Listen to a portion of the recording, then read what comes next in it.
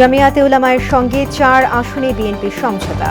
দলের কেউ স্বতন্ত্র হলে ব্যবস্থার হুঁশিয়ারি, তারেকের আগমন ঘিরে প্রস্তুত সংবর্ধনা মঞ্চ।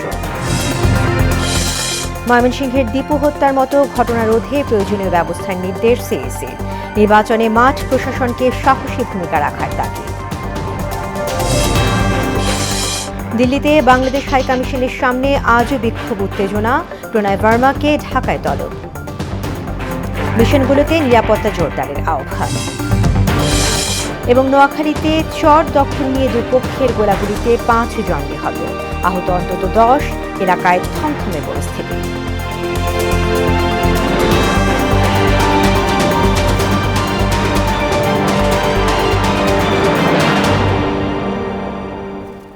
আসসালামু আলাইকুম, ওনা সংবাদে সবাইকে স্বাগত। শুনছিলেন শিরোনাম, পুরো সংবাদে আছি আমি তাসমিয়া জেরিন। ত্রয়োদশ জাতীয় নির্বাচনে জামিয়াতে উলামায়ে ইসলামের সঙ্গে 4টি আসনে সমঝোতা করেছে বিএনপি। সকালে গুলশানে আয়োজিত সমঝোতা অনুষ্ঠানে দলের মহাসচিব মির্জা ফখরুল ইসলাম আলমগীর বলেন, ছাড় দেয়া আসনে বিএনপির কেউ স্বতন্ত্র প্রার্থী হলে ব্যবস্থা নেওয়া হবে। বাংলাদেশ সংকটময় মুহূর্ত পার করছে উল্লেখ করে তিনি বলেন, সরকারের ব্যর্থতায় আইন শৃঙ্খলা পরিস্থিতির যথেষ্ট অবনতি হয়েছে। তানজিদ ভুঁইয়ার প্রতিবেদন। জমিয়তে উলামায়ে ইসলামের সঙ্গে আসন সমঝোতার বিষয়ে দলীয় চেয়ারপারসনের গুলশান কার্যালয়ে এই অনুষ্ঠানের আয়োজন করে বিএনপি। এতে দলটির শীর্ষ নেতারা উপস্থিত ছিলেন। শুরুতেই বিএনপির স্থায়ী কমিটির সদস্য সালাউদ্দিন আহমেদ বলেন, রাষ্ট্র পরিচালনার দায়িত্ব পেলে কুরআন সুন্নাহ বিরোধী কোনো আইন প্রণয়ন করা হবে না। মহান আল্লাহর উপর আস্থা এবং বিশ্বাস পুনঃস্থাপন করব, যেটা শহীদ রাষ্ট্রপতি জিয়াউর রহমান ৫০ সংশোধনের মাধ্যমে অন্তর্ভুক্ত করেছিলেন। কোরআন সুন্নাহ বিরোধী কোনো আইন আমরা করব না।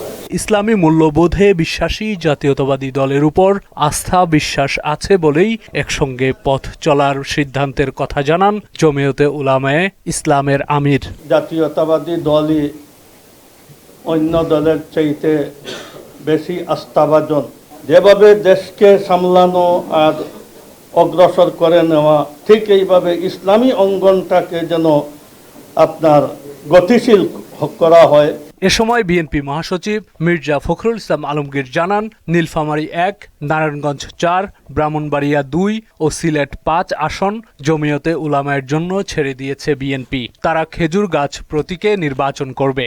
ওনাদের মার্কা হচ্ছে কিন্তু খেজুর গাছ, সর্বপ্রাচীন দল এবং সর্বপ্রাচীন দল। ঐতিহাসিকভাবে আমাদের সঙ্গে তাদের সম্পর্ক আছে। আমাদের সর্বস্তরের নেতাকর্মী তাদের সম্পূর্ণভাবে সহযোগিতা করবেন এবং জনগণ যারা ভোটার আছেন তারাও তাদের প্রতীকে ভোট দিয়ে ধানের শীষকে শক্তিশালী করবেন। বাংলাদেশ সংকটকালীন অবস্থায় রয়েছে উল্লেখ করে মির্জা ফখরুল বলেন, কেউ কেউ এ অবস্থায়ও চক্রান্ত করছে। আমি ধন্যবাদ জানাই যে তারা তাদের কথা রেখেছেন যে আপনার 26 ফেব্রুয়ারি মাসের 12 তারিখে নির্বাচনের ঘোষণা দিয়েছেন এবং নির্বাচন কমিশন সেটাই করছেন। কিন্তু নির্বাচনের যে পরিবেশ তৈরি করা, এই পরিবেশ তৈরি করা যে তাদেরকে আরো সচেতন এবং ইতিবাচক ভূমিকা পালন করা দরকার। আসন সমঝোতার মাধ্যমে কোনো শরিক দলকে আসন ছেড়ে দেওয়ার পরও যদি বিএনপির কেউ স্বতন্ত্র প্রার্থী হন, তাহলে সংশ্লিষ্ট প্রার্থীর বিরুদ্ধে ব্যবস্থা নেওয়া হবে বলে জানান দলটির মহাসচিব। দল ব্যবস্থা গ্রহণ করবে, পার্টির সিদ্ধান্ত অপরিবর্তনীয়। তানজিদ ভুঁইয়া, মোহনা সংবাদ, ঢাকা। বিএনপির ভারপ্রাপ্ত চেয়ারম্যান তারেক রহমানের প্রত্যাবর্তনের দিন সংবর্ধনা অনুষ্ঠানে 1.5 কোটি লোক সমাগমের আশা জানিয়েছেন দলটির সিনিয়র যুগ্ম মহাসচিব রুহুল কবির রিজভী। তারেক রহমানের নিরাপত্তার বিষয়ে সরকার আন্তরিক জানিয়ে তিনি বলেন, দলের পক্ষ থেকেও নিরাপত্তার ব্যবস্থা করা হয়েছে। দুপুরে রাজধানী 300 ফিটে মঞ্চ পরিদর্শনে গিয়ে রুহুল কবির রিজভী জানান, সংবর্ধনা শেষেই বিএনপি চেয়ারপারসনকে হাসপাতালে দেখতে যাবেন তারেক রহমান। আরও জানাচ্ছেন হুমায়ুন কবির। বিএনপি নেতাকর্মীদের দীর্ঘ প্রতীক্ষার অবসান হতে যাচ্ছে বৃহস্পতিবার। 17 বছর পর দেশে ফিরছেন দলটির ভারপ্রাপ্ত চেয়ারম্যান তারেক রহমান। সংবর্ধনার জন্য প্রস্তুত হচ্ছে মঞ্চ। মোড়ে মোড়ে বসানো হয়েছে নিরাপত্তা চৌকি। মঞ্চ ঘিরে দেখা যাচ্ছে আইনশৃঙ্খলা বাহিনীর তৎপরতা। তারেক রহমানের আগমন ঘিরে উদ্বেলিত বিএনপির নেতাকর্মীরা।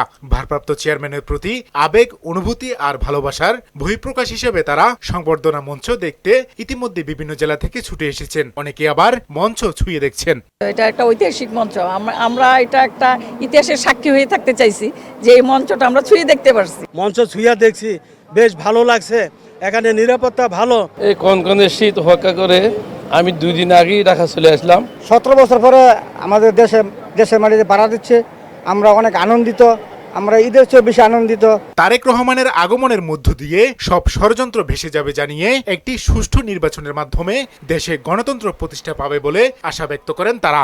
তারেক ভাই যখন আমাদের বাংলাদেশে অবস্থান করবে, পা রাখবে এয়ারপোর্টে, ইনশাল্লাহ আমাদের যত অগজরতা সবকিছু আমাদের ভুলে জাতীয় নির্বাচন আমরা একতাবদ্ধ হয়ে কাঁধে কাঁধ মিলে কাজ করব।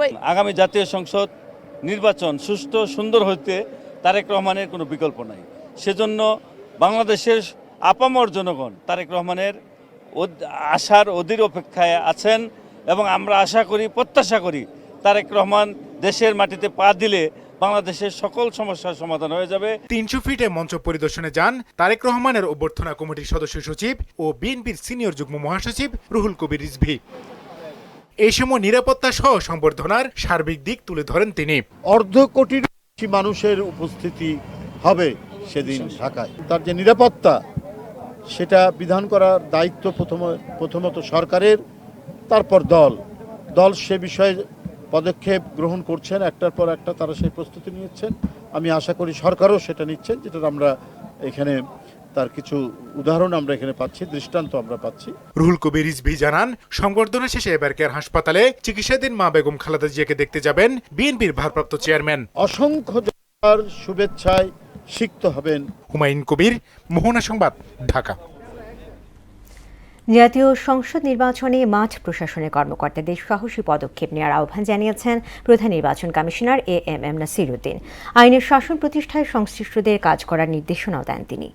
সকালে নির্বাচন ভবনে ডিসি, এসপি, বিভাগীয় কমিশনার ও আঞ্চলিক নির্বাচন কর্মকর্তাদের সঙ্গে বৈঠকে এসব কথা বলেন সিইসি। সমাপনী বক্তব্যে সাম্প্রদায়িক সম্প্রীতি রক্ষাকে অগ্রাধিকার দিতে পুলিশ কর্মকর্তাদের নির্দেশ দেন তিনি। Mrs report. পুলিশ বাহিনীর পাশাপাশি নির্বাচন কমিশন ও রিটার্নিং কর্মকর্তাদের সঙ্গে মতবিনিময় সভা অনুষ্ঠিত হয় ইসি ভবনে। এতে ডিসি, এসপি, বিভাগীয় কমিশনার, পুলিশ কমিশনাররা অংশ নেন। কর্মকর্তাদের প্রয়োজনীয় দিক নির্দেশনা দেয় কমিশন। নির্বাচন কমিশন স্বাধীন, স্বেচ্ছাচার হবেন না। ফার্স্ট, আপনাকে লয়ের মধ্যে থাকতে হবে। সেকেন্ড, আরেকটা অনলি দিয়ে বলছেন যে none, however he may be and whatever might be his rank and position, don't hear anybody. You must confine yourself within the law. আপনি তাকে কাজ দেখবেন, মনিটর করবেন, দেখবেন যদি কাজ ভালো না হয় সাসপেন্ড করবেন। সরাসরি নির্বাচন কমিশন থেকেও আপনাদের বার্তা দিতে পারি। নির্বাচনী দায়িত্ব পালনে কোনো পক্ষপাতিত্ব ও অবহেলা সহ্য করা হবে না উল্লেখ করে কর্মকর্তাদের আইনের সুষ্ঠু প্রয়োগের আহ্বান জানান সিইসি।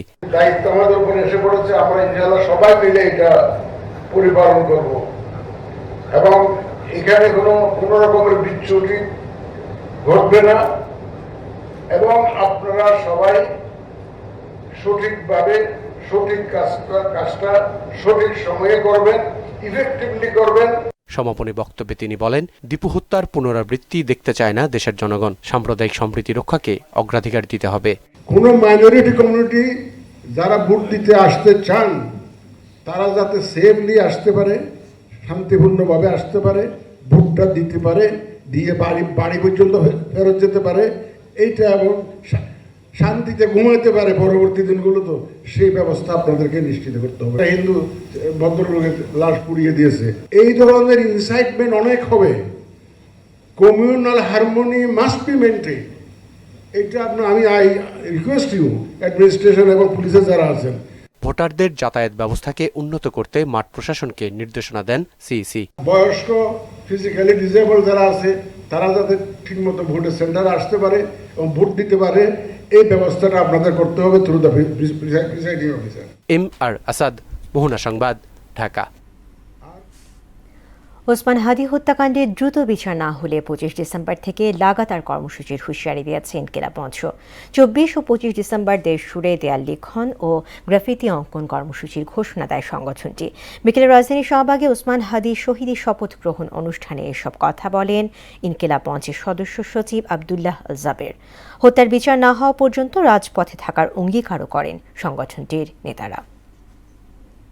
আমরা শপথ করছি শহীদ ওসমান হাদির হত্যার দ্রুততম ও দৃষ্টান্তমূলক বিচার আদায় না হওয়া পর্যন্ত আমরা রাজপথে থাকব, লড়াইয়ে থাকবো, পিছু হটবো না, এক চুলো নড়বো না।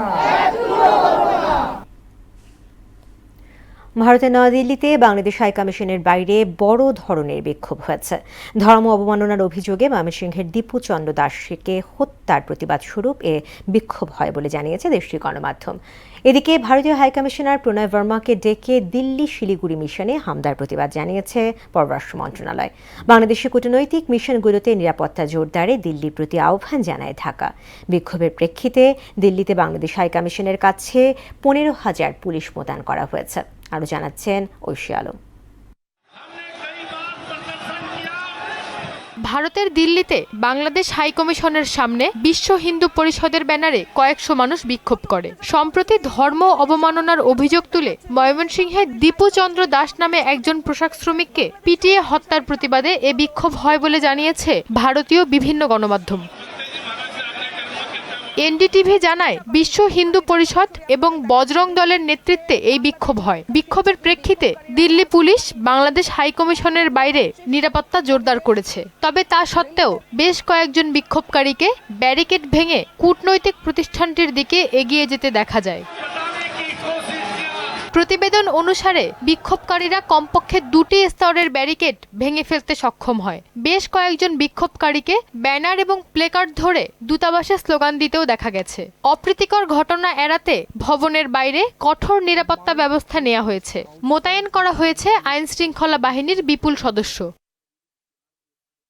এদিকে ঢাকায় নিযুক্ত ভারতীয় হাইকমিশনার প্রণয় ভার্মাকে তলব করে পররাষ্ট্র মন্ত্রণালয়। তার সঙ্গে বৈঠক করেন বাংলাদেশের পররাষ্ট্র সচিব আসাদ আল সিয়াম। কূটনৈতিক মিশনগুলোর সামনে সহিংস বিক্ষোভের ঘটনাকে উদ্বেগজনক বলে উল্লেখ করে বাংলাদেশ।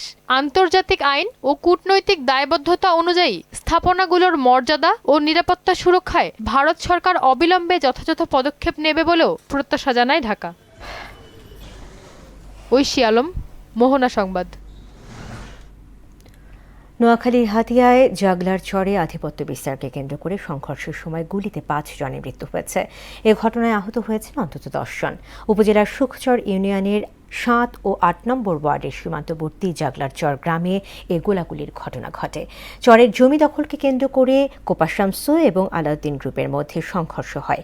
হাতিয়া থানা পুলিশের ভারপ্রাপ্ত কর্মকর্তা মোহাম্মদ সাইফুল আলম জানান, একজনের মরদেহ নোয়াখালী জেনারেল হাসপাতালে রয়েছে।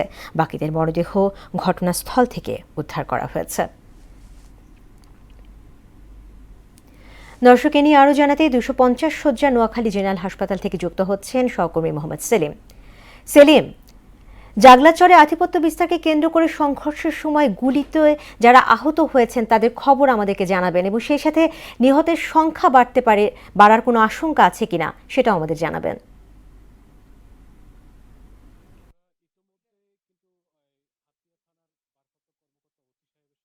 কথা বলেছি, তিনি জানিয়েছেন যে ওনারা সর্বশেষ যে 4টি মরদেহ ঘটনাস্থলে পেয়েছেন, সেই 4টি মরদেহের সাথে একজন কিন্তু আহত পেয়েছেন। তাদেরকে নিয়ে তারা নোয়াখালীর যে 250 শয্যা জেনারেল হাসপাতালের মর্গের পথে কিন্তু রয়েছেন। এবং আমরা আপনাদেরকে জানাচ্ছি যে এটা কিন্তু দুর্গম চরে কিন্তু 5 আগস্টের পরবর্তী সময় কিন্তু জাহাজমারা ইউনিয়নের যে কোপা শামসু বাহিনী কিন্তু চরে একাধিক জমি কিন্তু বিক্রি করে দেওয়ার সূত্র থেকে এই ঘটনাটি ঘটে। মূলত আধিপত্য বিস্তারকে কেন্দ্র করে কিন্তু দুই গ্রুপের সংঘর্ষে গোলাগুলির ঘটনা ঘটে। আর সকাল 10 ঘটিকার ঘটনা হলো কিন্তু দুর্গম চরের কারণে পুলিশ প্রশাসন কিংবা আইন শৃঙ্খলা বাহিনী যথাসময়ে ঘটনাস্থলে পৌঁছাইতে পারেনি। পুলিশ কিন্তু ঘটনাস্থলে পৌঁছেছে প্রায় বিকেল 4টা থেকে 4:30 নাগাদ। ঘটনাস্থলে পৌঁছে 4 জনের মরদেহ উদ্ধার করে এবং তাদের সাথে একজন আহত ব্যক্তি উদ্ধার করে। আমরা যেটি খোঁজ খবর নিয়ে জানতে পেরেছি তা হচ্ছে আহত যে 8-10 জনের খবর কিন্তু এখন পর্যন্ত আমাদের কাছে রয়েছে। এর মধ্যে তারা কোন হসপিটালে চিকিৎসা নিচ্ছে এই ধরনের কোনো তথ্য আমরা কিন্তু জানতে পারিনি বা প্রশাসনের পক্ষ থেকে আমাদেরকে জানাতে পারেনি। আমরা এই মুহূর্তে 250 শয্যা বিশিষ্ট জেনারেল হাসপাতালের ইমার্জেন্সি ওয়ার্ডের সামনে থেকে কিন্তু যুক্ত হয়েছি। এই ছিল আমার কাছে নোয়াখালীর যে সংঘর্ষের ঘটনায় 5 জন নিহতের সর্বশেষ। জেরিন। সেলিম, আপনাকে ধন্যবাদ। টিএফআই সেলে গুম নির্যাতনের অভিযোগে ক্ষমতাচ্যুত প্রধানমন্ত্রী শেখ হাসিনা এবং সাবেক বর্তমান সেনা কর্মকর্তা সহ 17 জনের বিরুদ্ধে বিচার শুরুর নির্দেশ দিয়েছেন ট্রাইব্যুনাল। আগামী 21 জানুয়ারি প্রসিকিউশনের সূচনা বক্তব্য এবং সাক্ষ্য গ্রহণের দিন ধার্য করা হয়েছে। এদিন আসামি পক্ষে অব্যাহতির আবেদন খারিজ করে দেন ট্রাইব্যুনাল। মিসবাহ রহমানের রিপোর্ট। 5 আগস্ট আওয়ামী লীগ সরকারের পতনের পর একের পর এক সামনে চলে আসে গুমের ঘটনা। 2016 থেকে 24 সাল পর্যন্ত সংগঠিত র্যাবের টিএফআই সেলে গুম নির্যাতনের ঘটনায় 14 জন ভুক্তভোগী সুনির্দিষ্ট অভিযোগের প্রেক্ষিতে আন্তর্জাতিক অপরাধ ট্রাইব্যুনালে মামলা দায়ের করে প্রসিকিউশন। মামলায় অভিযুক্ত গ্রেপ্তার থাকা 10 কর্মকর্তাকে কঠোর নিরাপত্তার মধ্য দিয়ে মঙ্গলবার আন্তর্জাতিক অপরাধ ট্রাইব্যুনালে হাজির করা হয়।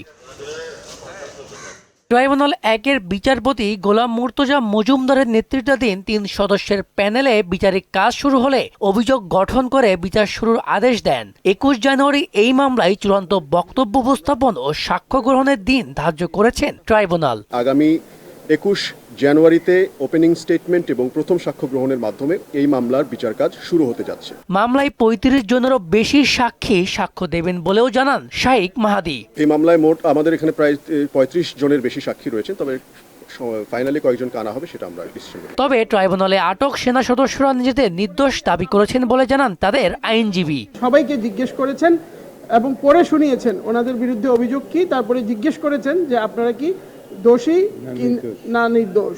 তো ওনারা সবাই আদালতকে জানিয়েছেন যে আমরা নির্দোষ। এদিকে শতাধিক গুম ও বিচার বহির্ভূত হত্যা সহ 3 অভিযোগে মানবতা বিরোধী অপরাধ মামলায় সাবেক সেনা কর্মকর্তা জিয়াউল আহসানের বিরুদ্ধে 4 জানুয়ারি অভিযোগ গঠনের জন্য শুনানির দিন ধার্য করেছেন ট্রাইব্যুনাল 1। জিয়াউল আহসানকে আজকে কোর্টে প্রডিউস করবার ডেট ছিল, সেই ডেট অনুসারে তাকে আজকে কোর্টে প্রডিউস করে গ্রেফতার দেখানো হয়েছে এবং আগামী 4 জানুয়ারি তার এই মামলায় চার্জ গঠনের জন্য শুনানির দিন ধার্য করেছেন মাননীয় ট্রাইব্যুনাল। অন্যদিকে জুলাই গণঅভ্যুত্থানে আশুলিয়ায় 6 লাশ পোড়ানো সহ 7 জনকে হত্যা মামলায় তদন্ত কর্মকর্তার জেরা বৃহস্পতিবার পর্যন্ত মুলতবি করেছেন ট্রাইব্যুনাল 2। মিসবাহ রহমান, মোহনা সংবাদ, ঢাকা। 46,419 কোটি টাকা ব্যয়ে 22 প্রকল্প অনুমোদন দিয়েছে জাতীয় অর্থনৈতিক পরিষদের নির্বাহী কমিটি একনেক। প্রকল্পগুলোর মধ্যে নতুন 14টি এবং সংশোধিত 5 আর মেয়াদ বৃদ্ধিজনিত প্রকল্প 3টি। এর মধ্যে সরকারি তহবিল থেকে আসবে 30,482 কোটি টাকা, প্রকল্প ঋণ 1,689 কোটি এবং সংস্থার নিজস্ব অর্থায়ন 14,247 কোটি টাকা। দুপুরে শেরেবাংলা নগরে এনইসি সম্মেলন কক্ষে প্রধান উপদেষ্টা অধ্যাপক মোহাম্মদ ইউনূসের সভাপতিত্বে অনুষ্ঠিত একনেক সভায় এসব প্রকল্প অনুমোদন দেওয়া হয়।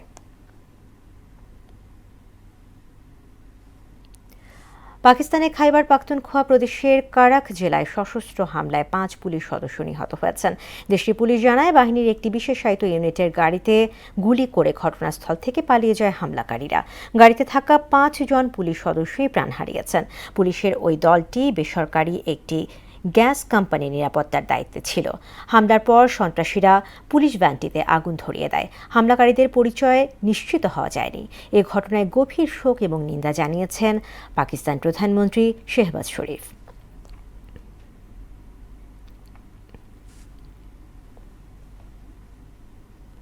শেষ করব মোহনা সংবাদ, যাবার আগে শিরোনামগুলো আরও একবার।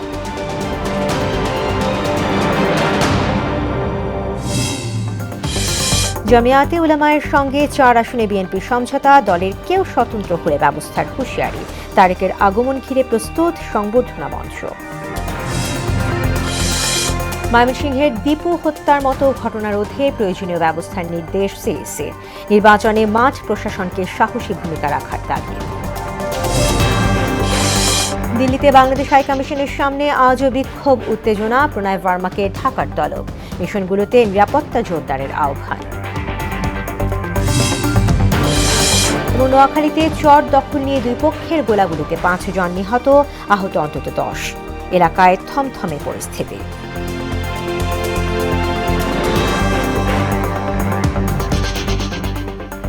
দর্শক, এই ছিল মোহনা সংবাদে। পরবর্তী সংবাদ রাত 12টায়। এছাড়া মোহনার সবশেষ খবর জানতে ভিজিট করুন www.mohana.tv।